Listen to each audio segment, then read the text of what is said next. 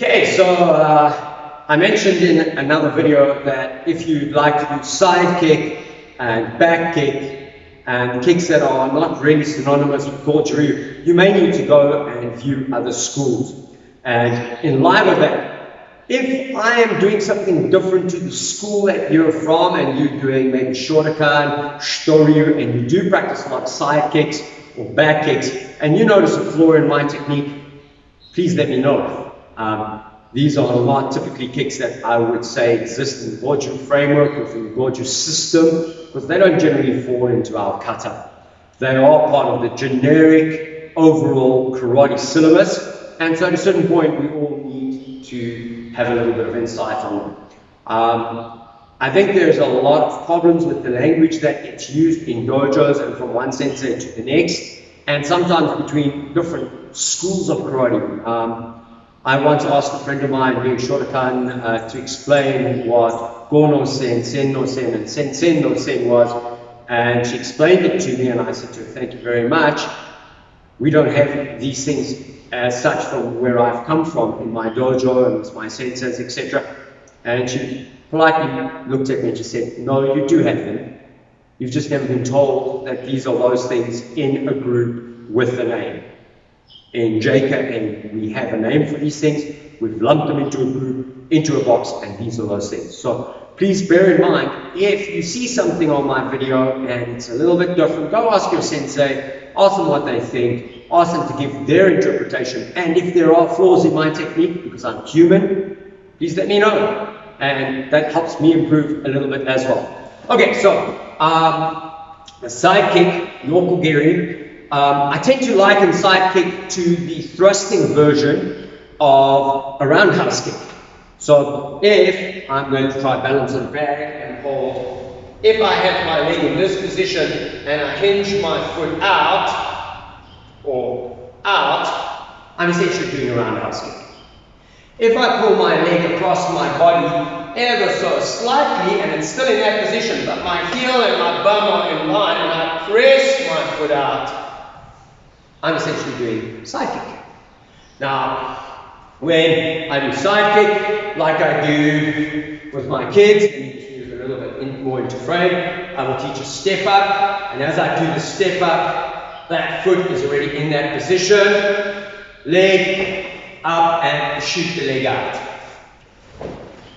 Okay? So, very much if I was fighting and attacking, kind of side kick into somebody, in and pushing the leg out, concentrating on kicking with the heel. Also mentioned in the last videos that the heel was much harder than the ball of the foot. Some schools kick with the blade of the foot. Alright, so you will see them concentrating on that blade of the foot, the edge of the foot. Those ones are small, kind of soft and fragile. If you ever kick something wrong, end up with a big lump on the side of your foot, you realize it's not so lacquer. Kick with your heel, it's a little bit harder, and therefore means if you have to go into something and punch a hole into something, it might be a little bit more effective. And I'm always grateful to a good old friend of mine who discussed this with me from his time of doing hand-to-hand combat while he was a military man. So, stepping up, leg up, kicking with the heel. Right? Essentially, back kick is, for a lot of people, the same thing. They just add a little spin on it. So they might be standing, they might try and absorb something, and as they absorb, they'll rotate their body, they'll step back, they'll use the other leg, and they'll kick. Now, one of the greatest pieces of information I ever saw on the difference between a side kick and a back kick, and the importance of knowing which one to do and why you should rather do a back kick than a side kick whenever possible, was from Benny the Jet. And he points out that he knows a lot of guys who've been kicked in the groin. If they were wearing a cup, the cup got broken, because by raising the foot and running the foot on the side, especially if you're kicking a spinning back kick, and you start doing this, the groin is open. Rather than the kick should come from here with the groin pointing in the opposite direction, kicking with the heel. So take that from where it comes. Probably one of the most devastating fighters in the kickboxing in the 70s and 80s, and you get the idea of how to do a back kick. Now, doing a back kick in regular combat would result in me somehow having to turn my back. I'm not saying that it's not going to happen, but I shouldn't voluntarily expose my weakest area to defend unless I'm absolutely certain that I'm going to pull something off. So I like the idea of retreating onto the leg. So 1, 2, 3. A la Alex Beamonte, French WKF fighter, Christophe Pina, these gentlemen, the idea of test and come back. Had very similar idea from Chinen, 1, 2, 3 to develop the hip rotation for Gyakuzuki. The same idea is there. Okay, and that way we can work on developing back kick. The best thing about side kick, back kick, and front kick is to balance what you're doing and to develop core over the body and understanding of the body in three-dimensional space. So, essential part of balance training: front kick, back kick, find your balance, side kick, in whichever order, and start getting people to adjust their support leg, their pivot leg, so that they can kick a little bit better. Okay? I'll run through it again. Front kick, my foot stays there. Back kick, I might adjust a little bit. I'm obviously throwing my picture because I'm looking at the camera and talking. Coming back, pivot, side kick. Right, and it's really good for developing foot control on the support leg, the rotation, the pivoting, as well as your balance. Awesome for kids, and it really does grow the ability. Saw something like this the other day online, video from Scott Mertz. And he was talking about developing this. It's very similar to the clock exercises used by physiotherapists to develop core strength and balance and joint stabilization. So going through the 12 points of the clock, you might break it down to 12 o'clock, 3 o'clock, 6 o'clock. All right, so put the foot down, down, down. Then the crossover, either 8 o'clock or 10 o'clock, and then developing your core strength and your ability there. So a couple of ideas. And the important thing with kicking is that the moment your leg is up, your balance and your stability is compromised. So it's essential to develop good kicking, but also good put down, because faster this is down, the faster I'm regaining my balance on the ground. So little pointer for kicking. All right, so front kick is easy, same mechanism. Kick. From this point, if I want to do a roundhouse kick, as I pivot, I rotate my leg. If I'm going to do a side kick, I'm going to bring it a little bit across. So with a roundhouse kick, I'm going to be up, rotate partially, and on the axis of the shin. So that I can kick and my leg will hinge into my opponent's body. Okay? When I start doing side kick from the same position, as I rotate, I want to line my heel with my bum. So as I push my knee straight and I push my leg outward, I create that thrusting mechanism. Alright, I'm not a fan of this rising snapping kick. I don't like the idea that it's placing so much strain on the leg as the leg hinges out this way. We weren't built for that.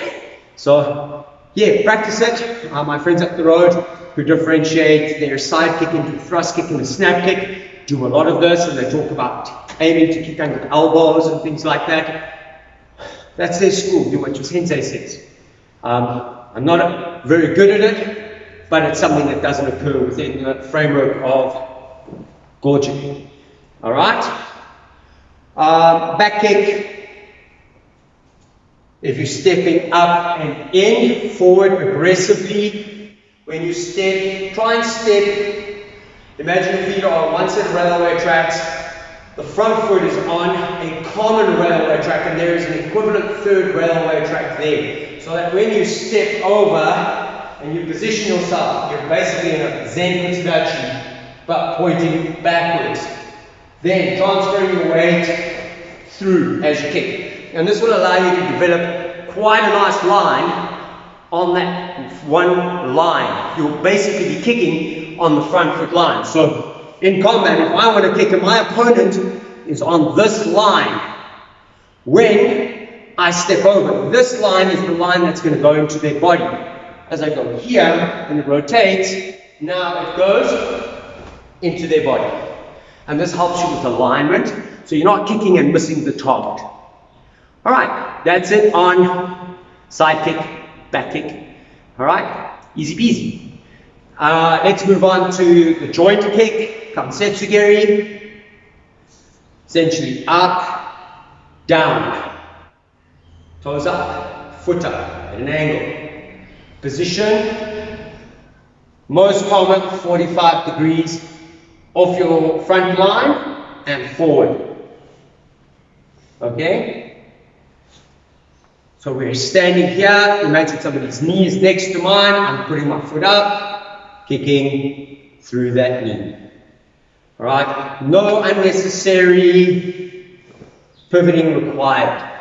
A lot of the time you're going to use gravity and step through the knee or onto the shin. Okay, so that you're pushing your opponent down.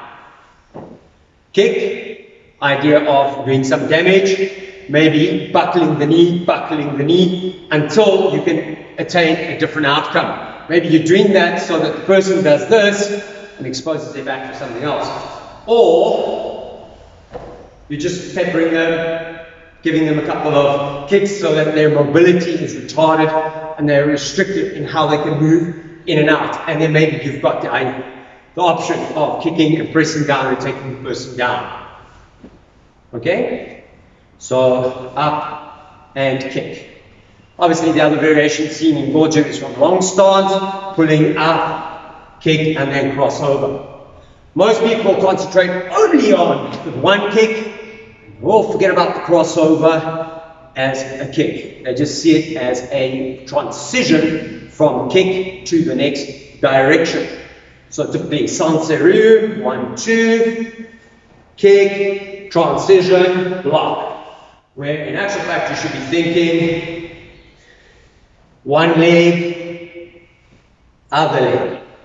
And always keep in mind that when you practice kansetsu geri, do the outside kansetsu geri as well as the inside kansetsu geri. You can also practice kansetsu geri straight to the side. And if you're thinking more in line of stomping, backwards and forward.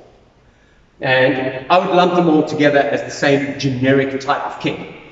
You're aiming for a low target or a person laying on the floor, you're stepping on them, or you're kicking a joint or kicking top of the foot, top of the head.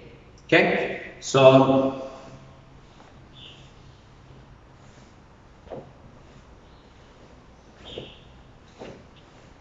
very similar to the balance exercise that I was talking about, that physiotherapists talk about. And the essential part, head over hips. Support leg is like a shock absorber on a car. It's doing this a lot of the time. And the reason it works is because the knee can raise and lower you a little bit.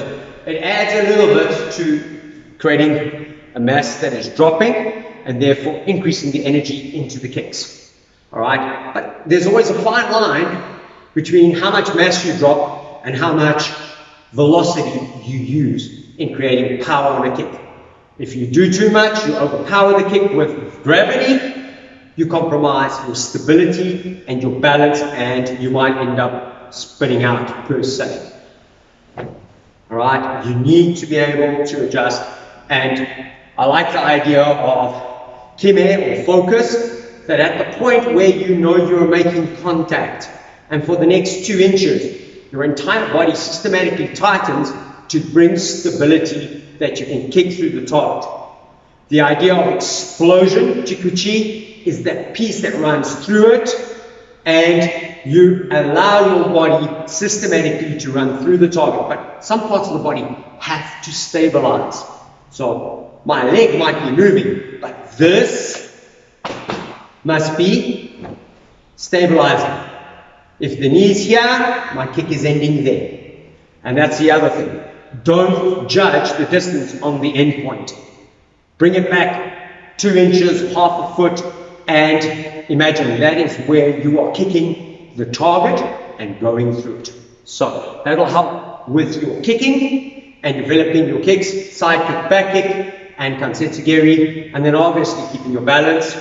You can, I'm going to get something, you can work with a contraption like this. It is a little ball. It's not quite round. It's kind of flat on one side, beady on the other. We call it a hedgehog. And essentially, we try and put people onto the hedgehog to balance, keep their posture, and develop their strength. And when they are capable, starting to work on their kicks. Okay? The better that is, the more you're in touch with your core. If you have an injury, I've got an ankle that is not so happy. I twisted and fell on it, and it's not a comfortable ankle. This is my rehab, because here I'm systematically just increasing the range of motion. You use a pool noodle or a roller to increase the range. The problem for me is the ligaments across the top here, they all got bent backwards really far, and under load, so I was carrying something kind of heavy, and I went down a stairwell the wrong way on my face, and my foot basically got pulled out, and yeah, I now need to work on that mobility, so a lot of rolling exercises, forcing the flexibility here, forcing the flexibility there. All right, this ankle flexibility is important. You find in a lot of adults starting karate, the flexibility on the ankle joint, they can maybe bring their foot to there. There's not that.